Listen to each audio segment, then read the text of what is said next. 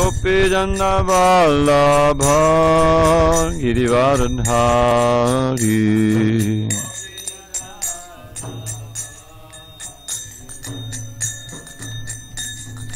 Yashodanandana Prajana Randana Yashodanandana Prajana Randana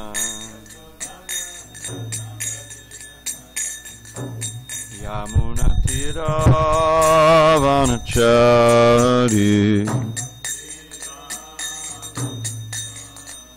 Yamuna Tiravanachari Jaya Radha Madhava Kunjabihari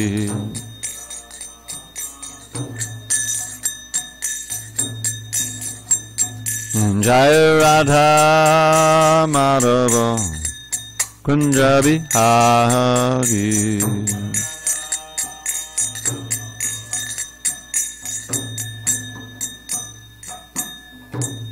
Jai Om Vishnupad Paramahansa Parudikacharya Ashtotar Sri Srimad His Divine Grace Srila A.C. Bhakti Vedanta Swami Prabhupada Ki Jai ISKCON BBT Founder Acharya Srila Prabhupada Ki Jai Jai Om Vishnupad Paramahansa Parudikacharya Ashtotar Sri Srimad His Divine Grace Srila Bhakti Siddhanta Saraswati Thakur Ki Jai Ananda Koti Vaishnavinda Ki Jai Namacharya Srila Haridas Thakur Ki Jai Grantaraj Srimad Bhagavatam Ki Jai Samaveda Bhaktivinoda Ki Jai.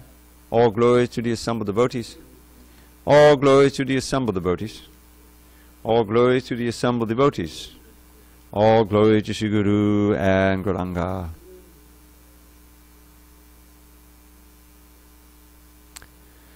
Narayanam Namaskritya Narang Chaiva Narottamam Devim Saraswatim Vyasam Tato Jayamudire. Before reciting the Srimad Bhagavatam, which is our very means of conquest, we should offer our respectful obeisances unto Lord Narayan, the Supreme Personality of Godhead, unto Narayan Rishi, the supermost human being, unto Mother Saraswati, the goddess of learning, unto Srila Vyasadeva, the author, and unto Srila Prabhupada, the translator, commentator, and our spiritual master. Nashta Prayesha Bhadreshu Nityam Bhagavata Sevaya Bhagavatuttama Shloke Bhakti Bhavati Naishtaki. By regular attendance in classes on Srimad Bhagavatam, by rendering devotional service to the pure devotee, all that is inauspicious within the heart is destroyed almost to nil, and loving devotion to Supreme Lord, who is glorified in transcendental songs, is established as an irrevocable fact. Well, I want to try an experiment.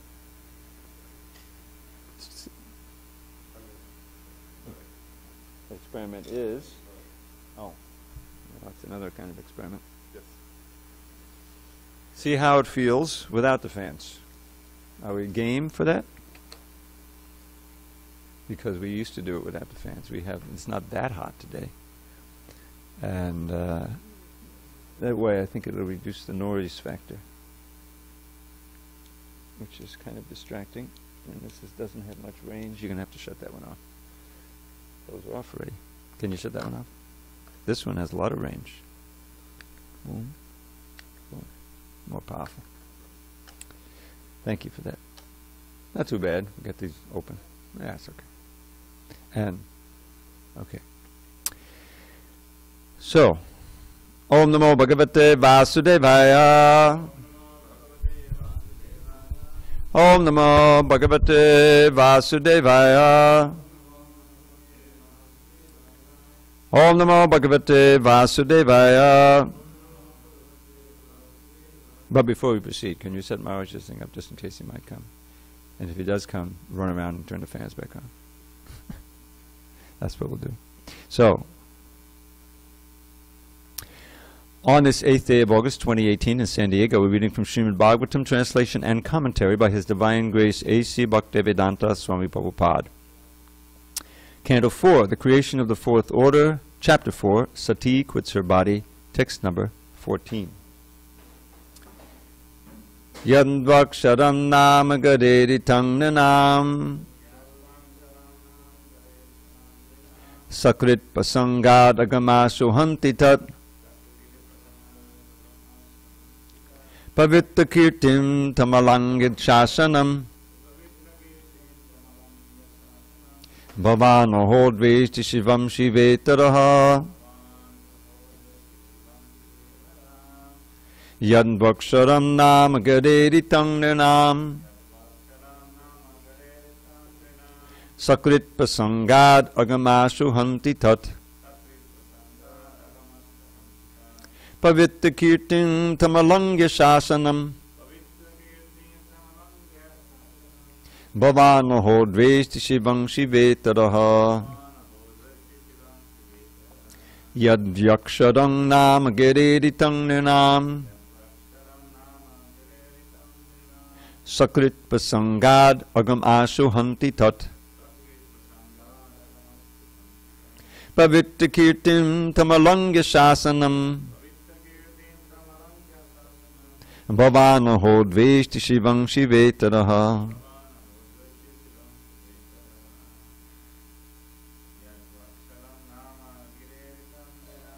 yadvaksharam nama gaderitam nanam sakrit pasangad agamhati hanti krit pavitra kirtim tamalangya shasanam bhavano hodveshti shivam shivetaraha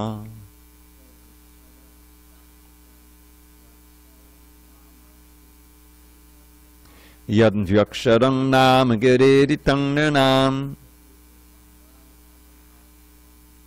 sakrit pasangad agamasu hanti krit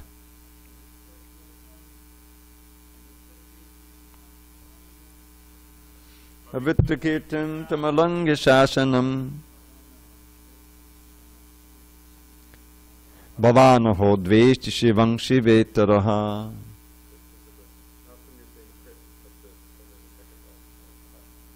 Did I say hanti krit? Oh, I made a mistake, I'm sorry.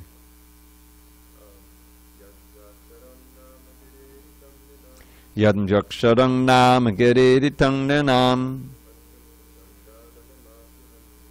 sakrit pasangad agamasu hanti tat pavitra kirtim tamalangya shasanam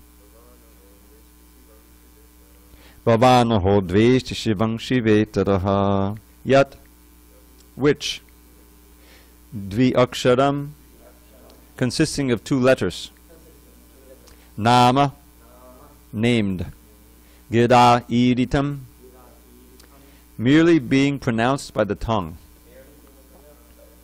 nirnam,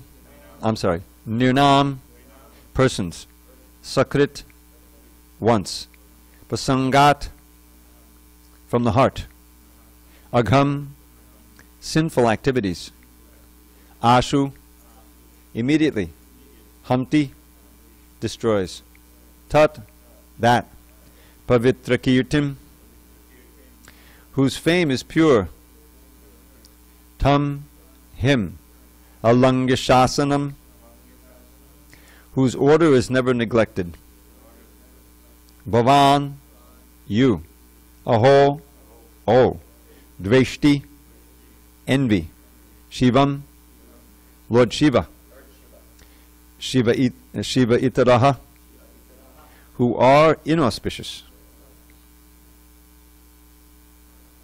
Translation. Sati continued, my dear father, you are committing the greatest offense by envying Lord Shiva, whose very name, consisting of two syllables, Shi and Va, purifies one of all sinful activities. His order is never neglected.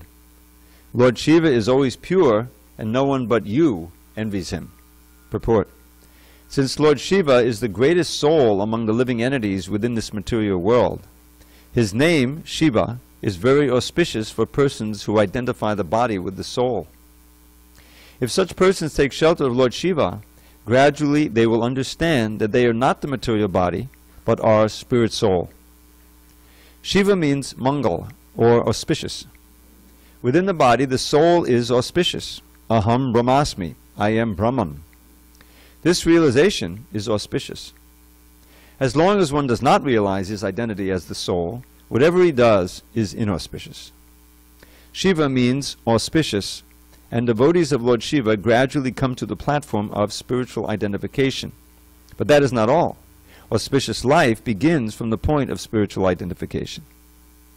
But there are still more duties. One has to understand one's relationship with the Supreme Soul.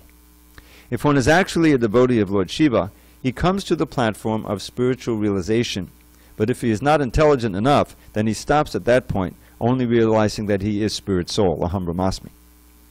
If he is intelligent enough, however, he should continue to act in the way of Lord Shiva, for Lord Shiva is always absorbed in the thought of Vasudeva. As previously explained, Sattvam Vishuddham Vasudeva Shabditam. Lord Shiva is always in meditation on the lotus feet of Vasudeva or Sri Krishna. Thus, the auspicious position of Lord Shiva is realized if one takes to the worship of Vishnu, because Lord Shiva says in the Shiva Purana that the topmost worship is worship of Lord Vishnu. Lord Shiva is worshipped because he is the greatest devotee of Lord Vishnu. One should not, however, make the mistake of considering Lord Shiva and Lord Vishnu to be on the same level. That is also an atheistic idea. It is also enjoined in the Vaishnaviya Puran that Vishnu or Narayan is the exalted Supreme Personality of Godhead, and that no one should be compared to him as equal, even Lord Shiva or Lord Brahma, what to speak of other demigods. Om Jnana Timanandasya Jnanandjana Shalakaya Chakshu Unmilitam Mena Tasmai Shri Gurave Namaha.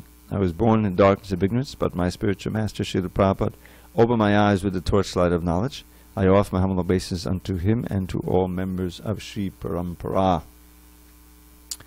So forgive me if I'm making these little mistakes, because the fasting means there's less glucose in the brain, and therefore there's little anomalies developing. So, Sati continues to berate her father in preparation for her self-immolation. And here she's saying, you're committing the greatest offense by envying Lord Shiva, because his name, his very name is powerful. Meaning that it destroys the sinful reactions, just like Krishna's name does. So Shiva is a word that means very auspicious. So his name is very auspicious. She also says his order is never neglected.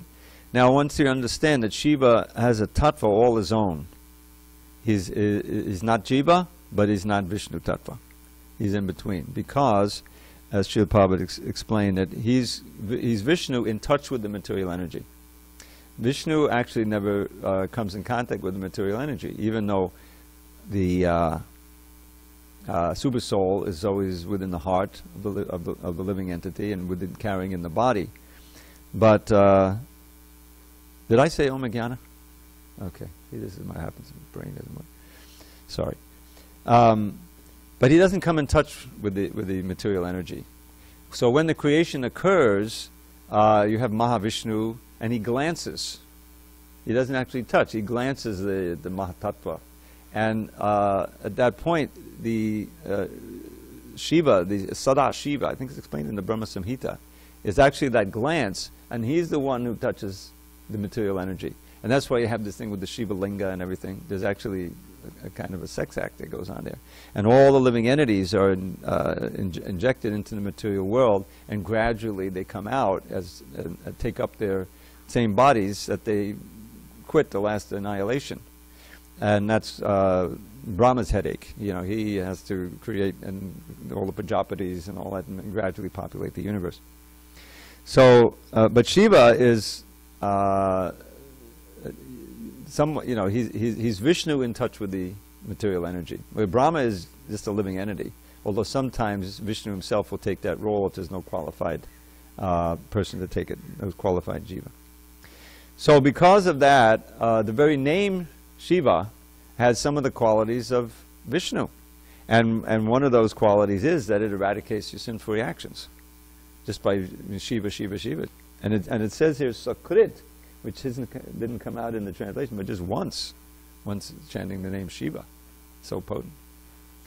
So then Prabhupada talks about how the result of chanting Shiva's name, or if they take shelter of Shiva, they will gradually understand they're not material body but a spirit soul. So this is like lesson number 1 of spiritual life. You notice that Krishna begins that teaching in the Bhagavad Gita, the 2nd chapter, that we're spirit, not matter. Now, we kind of take that for granted because that's lesson 1. But it's a huge lesson for the people out there. Ordinary conditioned souls have no idea that they're spiritual beings. They completely identify with the material body, the needs of the body, or maybe the mind, which is also the body. It's a subtle body. But they have no idea that they're spirit soul.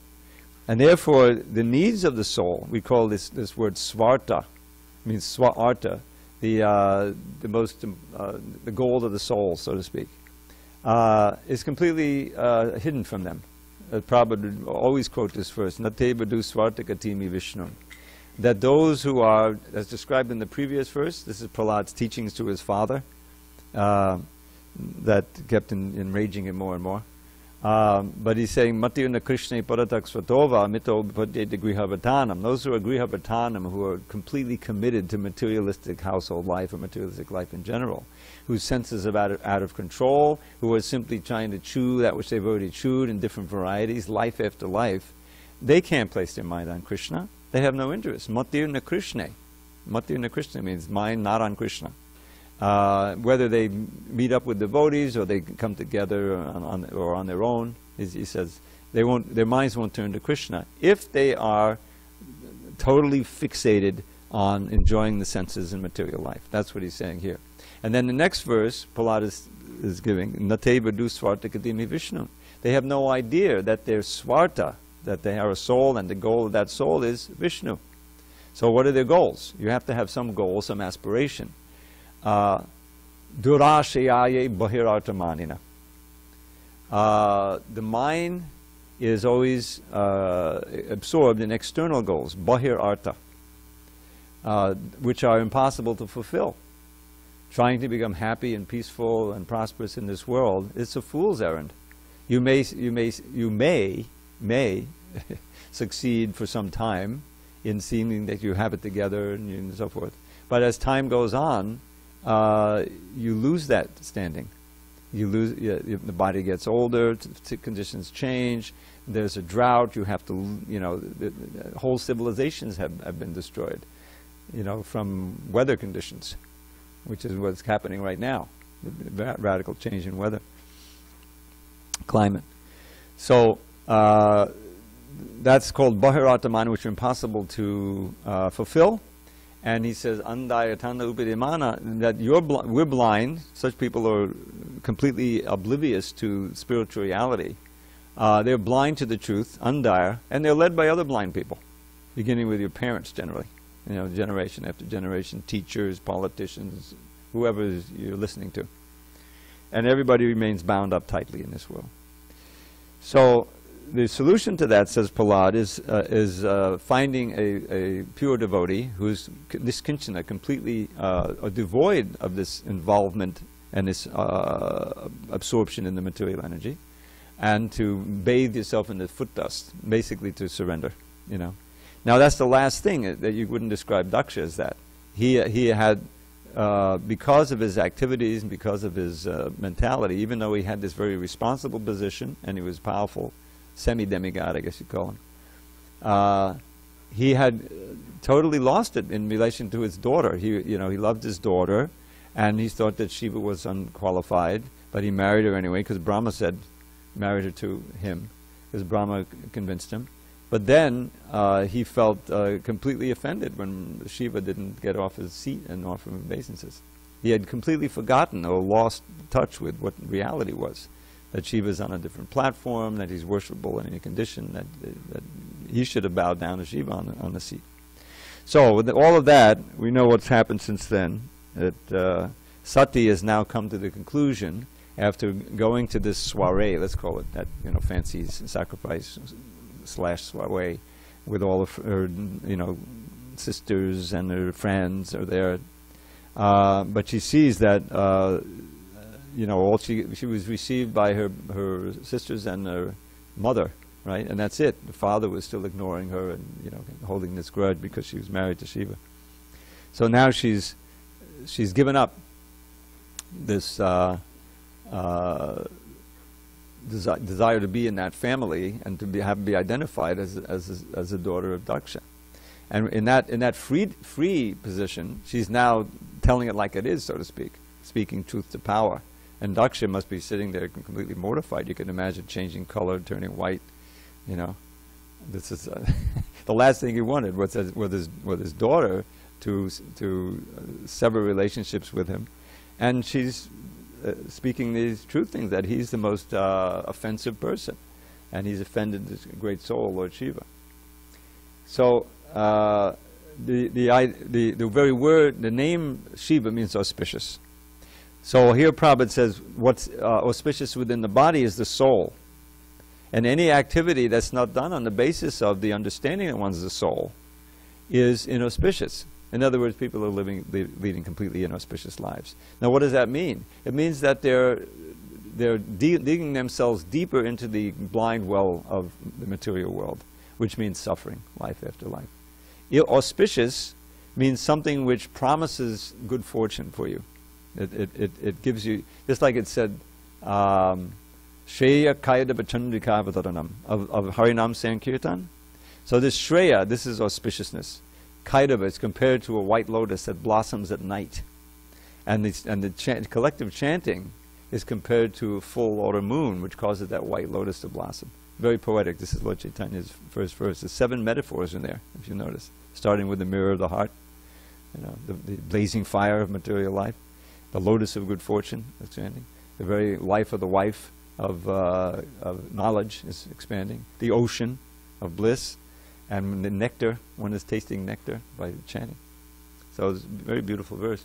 So Shreya Kaidava Chandrika Vatadanam, this congregational chanting of the holy name of Krishna, brings auspicious to everyone. Certainly the chanters and anyone who hears it, what to speak of taking part. You know, so that's why this is the Sankirtan movement. The basic principle is chanting and explaining why one should chant and getting others to chant. So again, the name. So his name is auspicious, and gradually those who are devotees of Shiva come to the platform of spiritual identification. So it's a little bit, you know, shocking, because he's got all of these bhuttas and pretas around him. He doesn't even have like ordinary people. But the only auspicious thing in their life is their relation to Shiva, and if they follow it, then they'll eventually come to their life will be auspicious. But that's not all. Auspicious life begins from the point of spiritual identification. So it begins with your understanding. You know, this is even just to chant Hare Krishna. I mean, people can join in, and that's great, you know. But it has to come to the point also of entering your mind and your ideas. In other words, coming in touch with the Shastra, and just like Prabhupada had that record at the beginning, you know, the famous, what was it called? Krishna Consciousness, the Hare Krishna, I forget the name of the record, but the first record, where they all traipsed down to the studio and they all chanted Hare Krishna, right? But Prabhupada also gave an address. It was quite amazing, you know. I was reading the Lilamrita. This guy was making records, which was very rarely done, of people speaking. He would find like well, this was before that, but some speech from Kennedy. You know, he made this famous speech, inauguration speech, and ask not what your country can do for you, but what you can do for your country. I don't know if that's still current. So he recorded that, and he would sell that, you know. Doesn't sound like a very big market. But because of that, he didn't just want to make a record of him chanting Hare Krishna. He also offered Prabhupada to explain it. And Prabhupada said, yeah, for sure. You know, it was like, it was Krishna's arrangement. And he made that famous statement, you know, this is not an artificial imposition on the mind, and the whole explanation of Hare Krishna mantra, which made its way, historically, I don't know if you know this, that George Harrison got that record. And there was a time when he was floating off, you know, he had all this money, so they were on some yacht, floating off the Greek islands. He and I think John Lennon or one of the others. Must have been Lennon. All four of them? Oh. Yeah, yeah. They were listening to that record and chanting like anything, and he was getting totally absorbed. But part of that record is the explanation, you know. So in other words, that brings you, you know, when you stop chanting, you tend to, especially if you're not a devotee, then things just overwhelm you and you may forget all about it. But because he was already searching and that instruction was there, he became a serious devotee, really. Yeah. Okay, the question was, and I'm going to repeat every question because we don't have the mic. This is what we're going to do until we get our ordered 9-volt batteries. Is there a copy of? The record is standard. I can give you the whole thing. Yeah, it's the standard MP3 files, including the address, if you want it. So that's why Prabhupada said that's not all. You know, once you realize your identity of the soul, that's just the beginning. That's not enough, because you can't maintain that understanding unless you have you are able to act as a soul. This comes out in the 5th chapter of Bhagavad Gita very distinctly. Prabhupada says directly, just understanding Aham Brahmasmi is the beginning, but it's not enough to sustain you in spiritual life. You have to have a way of acting in spiritual life. And this is the problem with the impersonalists, because for them everything is Maya. All these details, Krishna's form, his name, the prasadam, you know, it's all Maya to them. That's just for the emotionalists, you know, those who are too emotional. They need all of these things to meditate on. I met one of these impersonalists. But the thing is, the reality is all of the details. In other words, the ultimate reality is Krishna in his form and his activities and the personalities and the rasa and everything. You know, we're now absorbed in the reflection of the reality. And that's what keeps us bound here, our interest in it and our attachment to it. So we need a way of engaging this world in such a way, this earth, water, fire, air, ether, so that it brings our mind to Krishna. And that's what the deity is all about. That's what the temples are all about, all the paintings and everything. And the most important thing is the intellect. We need the philosophy. Ultimately, we don't need any philosophy. All we do is dance and chant with Krishna in the spiritual world. But we really need that philosophy because we're human beings, and you know, if we use our intellect, we want to know why and how things are going on. So all of that is provided. So this is just the beginnings, and they come to the platform of spiritual identity. But the platform of spiritual identity is not enough. One begins, auspicious life begins from this point of spiritual identification. But there are still more duties. One has to understand one's relationship with the Supreme Soul. If one is actually a devotee of Shiva, he comes to the platform of spiritualization, but if he's not intelligent enough, he stops at that point. But if he is intelligent enough, he continues to act in the way of Shiva. In other words, he becomes a devotee. And that brings up this section that we're going to read later in this canto. It's not an accident that Shiva is featured in this canto, of the Song of Lord Shiva. There's another pastime where there's King Pachanabharishat with his 11 sons called the Prachetas, and he sends them off to meditate in order to become qualified Prajapatis, actually. And they meet Lord Shiva. And he teaches them the Song of Shiva, which is very auspicious. And in that song, I'd like to share with you, there's this high point. It's totally a bhakti song. He's teaching them devotional service. And this is one of my early memorized. Got to visualize, you know, I'm like 1 year in the movement, and I'm proofreading. So this is what I'm proofreading, the 4th canto. So I got to read it before any other devotees except Prabhupada. And I come across, here's this Song of Shiva, which is the most auspicious song. Anyone who chants it, you know, that immediately I started memorizing it. And here's one of the verses. Padasha padma palasha rochisha naka dubir nontamagang vidunvata. What are the naka? You know what the naka are? He's meditating on the lotus feet of Krishna. The naka are the toenails. And naka dutibi is the effulgence of the toenails. Padarshi yasvi mapasta sadvasham padam guru marga gurus tamodisham. My dear Lord, this is Lord Shiva teaching them this prayer. The 11 Chetas are ardently listening, memorizing it as he speaks. And he's now come to the high point of the prayer, kind of the climax. My dear Lord, your 2 lotus feet are so beautiful that they appear like 2 blossoming petals of the lotus flower growing during the autumn season. Indeed, the nails of your lotus feet emanate such a great effulgence that they immediately dissipate all the darkness in the heart of the conditioned soul. My dear Lord, kindly show me that form of yours which always dissipates all kinds of darkness in the heart of a devotee. My dear Lord, you are the supreme spiritual master of everyone. Therefore, all conditioned souls covered with darkness of ignorance can be enlightened by you as the spiritual master. And he goes on in that vein. I won't read the subsequent verses. So in other words, if you really worship Lord Shiva, you know, the smart thing is don't worship him for some petty material thing. The demons are doing that. There's famous demons like Ravana and Brakasura who worship Shiva. But they were all destroyed.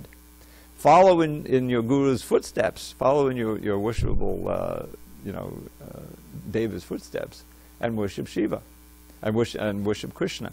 When Lord Chaitanya went to South India, there's so many Shiva temples, he would go in those temples, you know. But he's not worshiping Shiva for some material thing. There's a song, actually, Murari Gupta wrote a book. What's the name of that? I forget it now, but it's a biography of Lord Chaitanya. And there he gives the prayers. And Lord Chaitanya is praying, oh, please give me bhakti for Govinda. You know, let me be fixed on the lotus feet of Krishna. This is Lord Chaitanya's praying. And he's glorifying him as a devotee. This is the proper way to worship Lord Shiva. Now, because this is Kali Yuga, there's all kinds of corruption of religion. And therefore, Lord Shiva is worshipped for all kinds of other reasons, as we learn even in the Bhagavatam. It doesn't even mean the Kali Yuga. But Prabhupada gives the example here. He says, Sattvam Vishuddham Vasudeva Shabditam. That Shiva is always absorbed in thought of Vasudeva. So Vasudeva Shabditam means that the state in which Vasudeva appears is known as Vasudeva.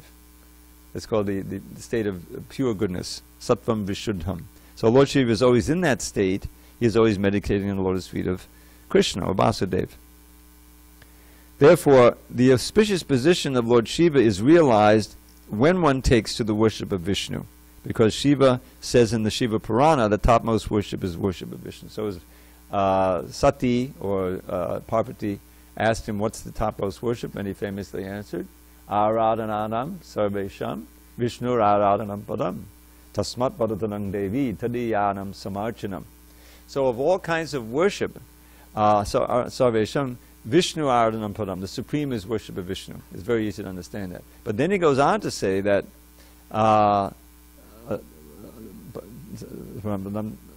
padatanam, but even more auspicious than that is the worship of that's what's in relation to Vishnu, in other words, the devotees. Tasmat padatarang Devi, he's addressing his wife, Devi. Tadiyanam samarchan. Tadiyanam are those things directly in relation. When we have the leaves of Tulsi, that's Tadiyanam. The prasadam is Tadiyanam. That's what's directly in relation to Vishnu is known as Tadiya. And that's the approach to Krishna. That pleases him more than if you try to immediately worship Krishna. That's why we have so much, first thing you bow down to the spiritual master, worship of the spiritual master. Because that's the means of approach. That's why we yasya prasada, bhagavat prasado, and yasya prasada, nagati kutobi. That by his mercy one gets the mercy of Krishna, but without that mercy there is no means of advancement. So that's what we're learning here. Then Prabhupada quotes another verse here. One should not, however, make the mistake of considering Shiva and Vishnu to be on the same level. Sound familiar? That's the second offense. That the names of the demigods are equal to or independent of the name of Vishnu. So Prabhupada's quoting this verse.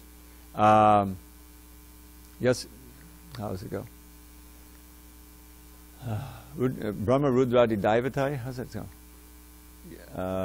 Samadvena Viksheta Sapastam De Bhavedruvam. Somehow the first line is escaping me. Yastu Narayanam Devim Brahma Rudradi Daivatai Samadvena Viksheta Sapastam De Bhavedruvam. I think Prabhupada is referring that. That one who thinks that Brahma, Rudra, or any other demigods are on the same level as Vishnu or Narayan, he's known as a Pashandi, an atheist. This leveling, you know, because it goes, you can see that it veers toward that Mayavad idea that you can worship whatever you want. You know, we have these 5 forms of worship, you know, Surya and Ganesh and Vishnu, you know, take your pick, or all or some of them. Whatever it takes in order for you to focus your mind, you know. Or you should know that the ultimate thing is Gyan. This is my Mayavadi guru told me in 1972, before I met the devotees. And they live their life. They actually believe that. And you can see how it just cuts the heart, complete heart out of any devotion. It's all just imaginary. What's the point? You know? And that's what they see the devotees. Oh, how bewildered can you get? You guys really believe it's, you know, it's real? It's all Maya. So that's why they're great offenders.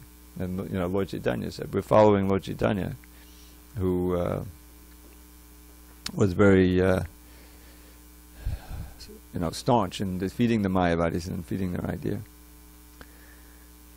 So no one should be compared to him as an equal, even though Shiva and Brahma, what to speak of other demigods. So Prabhupada is referencing that. So we can worship Shiva to help, you know, to give us bhakti, or give us wonderful prayers like here.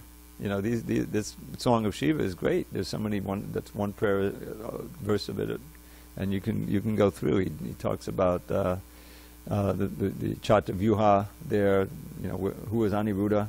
I learned from this, as we're going to read in a few weeks, that Aniruddha is the presiding deity of the mind. You know, who knew that? So there's a lot to learn here in relation to Lord Shiva. And now we're going to have this very dramatic self-immolation, and you'll see that, because all of Shiva's followers are there, and they're just going to go ballistic when that happens, and you'll see what happens. It's quite hair-raising. Okay. Any questions or comments? Yes, Prabhu.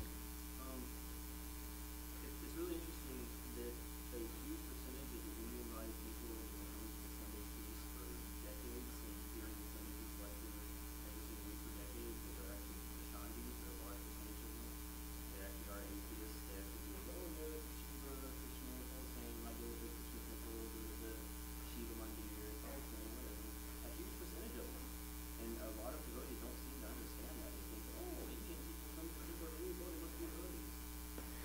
Well, there's some hope. I guess we should emphasize it more in the Sunday feast. Yeah, they're getting purified. Yeah, because they are giving, you know, they give donations and they participate. But yeah, there's a lot of misconception out there, and we should try to clear those misconceptions. It's not always true in every temple. I mean, the Vaisheshika Prabhu has been very good, you know, because what he emphasizes is study. I remember when I first heard about his program, they have a Saturday morning program where they sit and for hours they read and discuss Prabhupada's books. Yes, and learn the songs, and so he's got some full-on total devotees there, and they're a very good influence upon their, you know, brethren like that. But we should try to do more of that. Thank you for that. Anyone else? Dr. Zach.